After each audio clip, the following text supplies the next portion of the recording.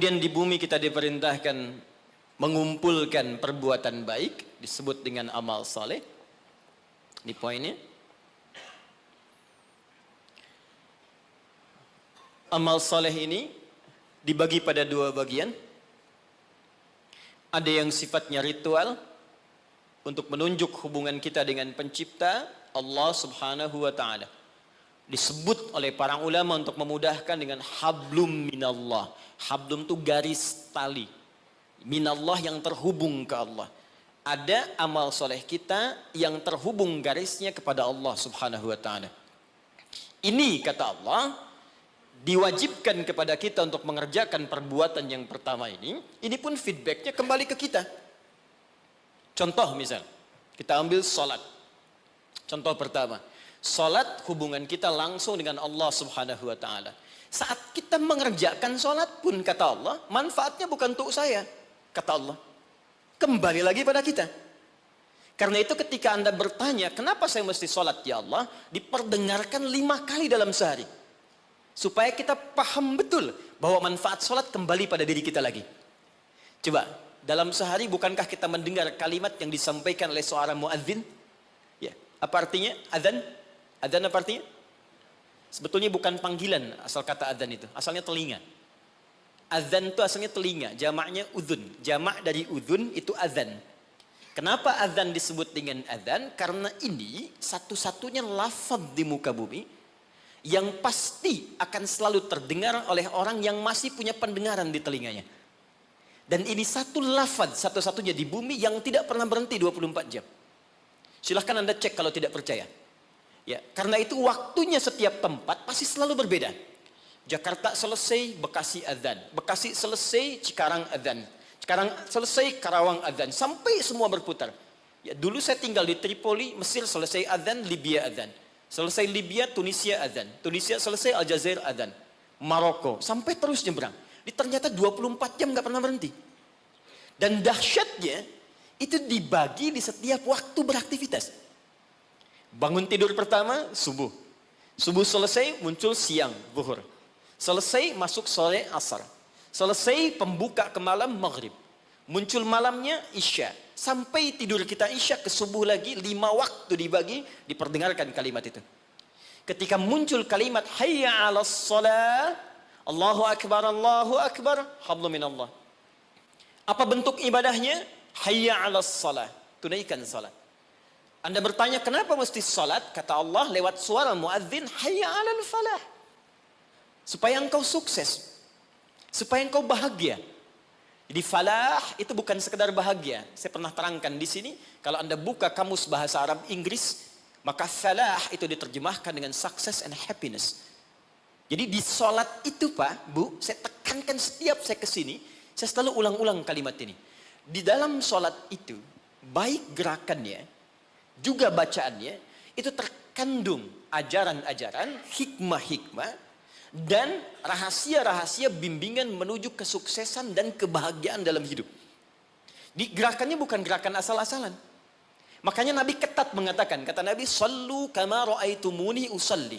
Salatlah kalian persis seperti melihat saya salat. Ada seorang bernama Khalid bin Rafi Az-Zuraiqi. Kisah ini ada di hadis Muslim, nomor hadis 319. Ya, riwayat sahabat Abu Hurairah radhiyallahu taala anhu. Ini ada seorang bernama Khalid bin Rafi Az-Zuraiqi di zaman Nabi. Datang ke masjid, salat di samping Nabi. Wan nabiyyu fi nahiyatin ukhra minal masjid. Jadi Nabi sedang duduk di sisi lain, dia salat kurang lebih di sinilah. Begitu selesai salat, sallama yaminan wa samala, dia salam ke kanan dan ke kiri, thumma atan nabiyya sallallahu alaihi wasallam. Lalu dia mendatangi Nabi sallallahu alaihi wasallam, fa sallama ilaihi. Dia mengatakan, "Assalamu alayka ya Rasulullah." Apa jawab Nabi? Perhatikan kalimatnya. "Wa alaikassalam wa rahmatullah, irji' salli fa innaka lam tusalli." Kata Nabi, "Wa alaikassalam wa rahmatullah, kamu salat lagi karena engkau belum salat." Padahal orang ini sudah sholat dari takbir sampai selesai salam. Lalu dia mengulang sholatnya sampai 3 kali. Jadi sekali selesai datang Nabi minta sholat lagi. 2 kali selesai datang kata Nabi ulangi lagi. Sampai yang ketiga dia katakan, "Ya Rasulullah ma uhsinu ghairah." Ya Rasulullah, Saya nggak bisa lebih bagus dari apa yang saya kerjakan tadi.